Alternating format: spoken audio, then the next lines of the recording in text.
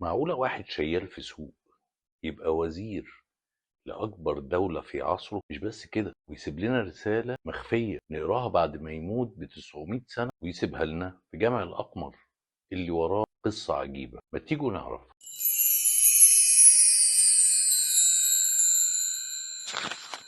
أدعوك ربي كما أمرت تضرعا. النهاردة في يميش رمضان حكايتنا عن جامع الأقمر والراجل اللي بناه الوزير مأمون البطائحي، ونصلي على النبي ونحكي الحكاية. هنرجع بالزمن لسنة 1125 ميلادية في القاهرة الفاطمية، في شارع المعز، الشريان الحيوي للمدينة، شارع الاحتفالات والمواكب والهيبة. وهناك في قلب الشارع ده واقف بطل قصتنا الوزير مأمون البطائحي قدام الخليفة الآمر بأحكام الله. وده على فكرة غير الخليفة الحاكم بأمر الله، ده ليه قصة تانية جاية في الحلقات الجاية إن شاء الله. وبنشوف الخليفة الآمر بأحكام الله وهو بيؤمر وزيره مأمون البطائحي ببناء مسجد في شارع المعز. بس قبل ما نعرف قصة المسجد وإيه المشكلة اللي كانت فيه، نرجع بالزمن شوية لورا علشان نعرف قصة الوزير مأمون البطائحي نفسه. مأمون نشأ فقير، ما عندوش حاجة، وكان شغال شيال في السوق، بيشيل البضايع على ظهره من الصبح للمغرب علشان ياكل ويشرب ويعيش. وفي يوم من الأيام دخل مع مجموعة من الحمالين لدار الوزير الأفضل شاهن شاه، أمير الجيوش في وقتها وأقوى رجل في الدولة الفاطمية. الأفضل أعجب بيه، شاب خفيف الحركة ذكي، فاستخدمه عنده وشغله فراش في القصر، يعني خادم، مجرد خادم. لكن مأمون ما كانش شخص عادي، كان حكيم. مش حكيم يعني بيحفظ أقوال الحكماء اللي احنا بنشوفها على الفيسبوك كل يوم، لا، يعني كان بيفهم المواقف، بيفهم اللعبة. اتعلم واشتغل وترقى من خادم لمساعد، ومن مساعد لقائد، ومن قائد لأمير. ولما الخليفة الآمر بأحكام الله قتل الأفضل شاهن شاه، لأن الأفضل كان بيتدخل كتير في شؤون الحكم، مأمون البطائحي بقى وزير، يعني من شيال في السوق إلى وزير الدولة الفاطمية، بس مش بالقوة ولا بالمكائد، بالحكمة. دلوقتي نرجع لمأمون الوزير والخليفة الآمر بأحكام الله عايزه يبني جامع. مأمون مسؤول عن المشروع، كلف أفضل مهندس، لكن المهندس قال له يا مولاي في مشكلة صغيرة، الأرض في شارع المعز، ولو بنينا الجامع والمحراب في اتجاه القبلة الصحيح، واجهة الجامع هتكون منحرفة مش موازية للشارع، وهتشوه المنظر وهتكسر الإيقاع، وممكن الخليفة يزعل، وده زعله وحش. ولو بنينا الواجهة موازية للشارع، المحراب هيكون في اتجاه غلط، ودي برضو يا مولاي فيها طيران رقبة. مأمون سكت وفكر، وبقى لا على حار ولا على بارد، والمهندس استنى. كان ممكن مأمون يقول ابن المحراب صح والشارع بعد كده بقى يتأقلم، وده كان هيبقى تصلب في الرأي، او يقول ابن الواجهة مظبوطة والقبلة جوه بقى نبقى نتصرف فيها، وده كان هيبقى تفريط في المبدأ. لكن مأمون كان حكيم، قال له ابن الواجهة موازية للشارع تماما، وجوه المسجد هنلف المحور بالكامل في اتجاه القبلة، ونخلي الصحن والأروقة والمحراب في الاتجاه الصحيح للقبلة. المهندس قال له يعني الواجهة مستقيمة مع الشارع، والمحور الداخلي ملفوف في اتجاه القبلة بالظبط كده، من بره العين ترتاح ومن جوه القبلة صح. المهندس ابتسم وقال له حكيم يا مولاي. مأمون قال له تعجبني، شكلك هتطول معايا يا هندسة. وهي الحكمة ايه غير احترام للشارع واحترام للقبلة، ما تنازلش عن اي منهم. والمهندس بنى، وفي اليوم الموعود دعا الوزير مأمون البطائحي الخليفة الآمر بأحكام الله عشان يفتتح الجامع، وقال له أحب أقول لك يا مولاي إنك واقف قدام أول واجهة حجرية منحوتة بالكامل في مصر الإسلامية. مش طوب أحمر، ده حجر جيري منحوت بإتقان، زخارف نباتية وكتابات كوفية ومحاريب صغيرة غائرة، عقود مفصصة، كل تفصيلة محسوبة. والواجهة موازية لخط شارع المعز، منتظمة جميلة. والمدخل عبارة عن بوابة حجرية ضخمة عليها كتابات تأسيسية أمر ببنائه الإمام الآمر بأحكام الله على يد وزيره المأمون البطائحي. من جوه صحن أوسط مكشوف، أروقة من 4 جوانب، أعمدة رخامية.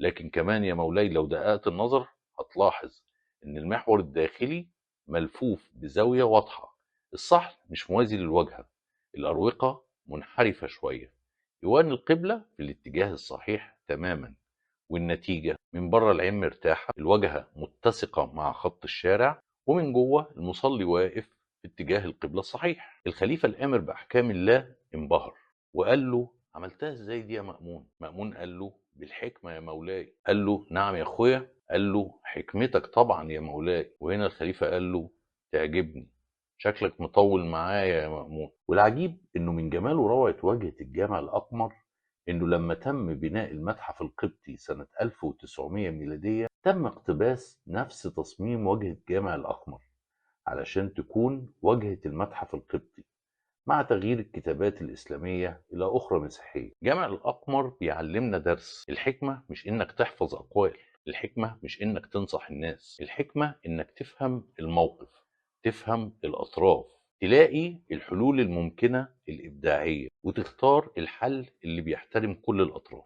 مأمون البطائحي كان حكيم مش لأنه حفظ كتب، لكن لأنه فهم إن الشارع له هيبة والقبلة ليها قدسية، ما يقدرش يضحي بواحد عشان التاني، ففكر، أبدع، لقى حل.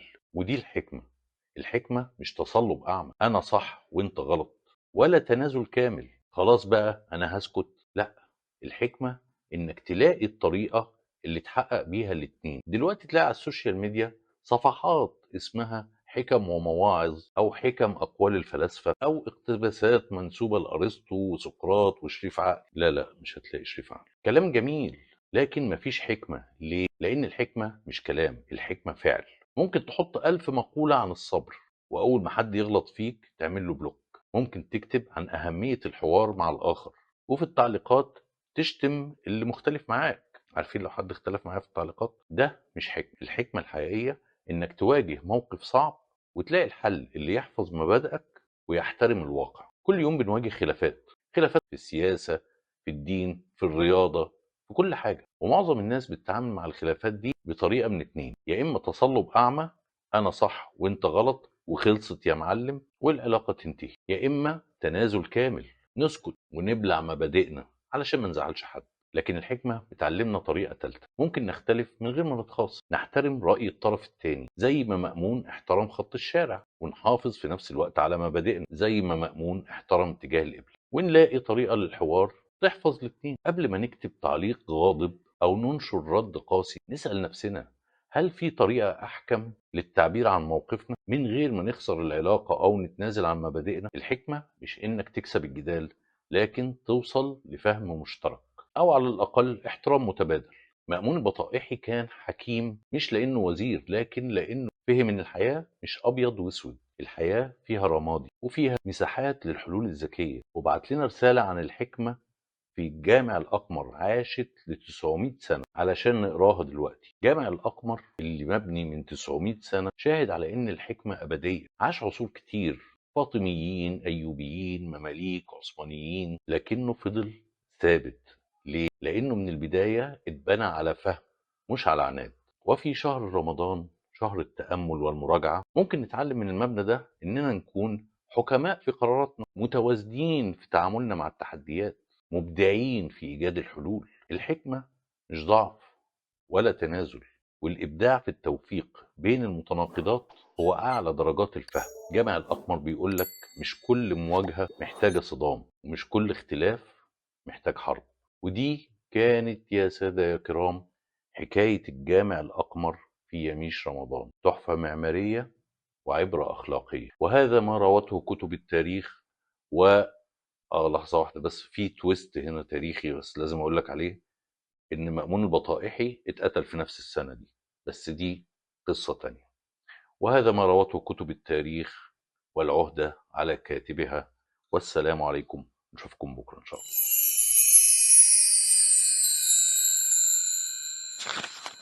أدعوك ربي كما أمرت تضرعا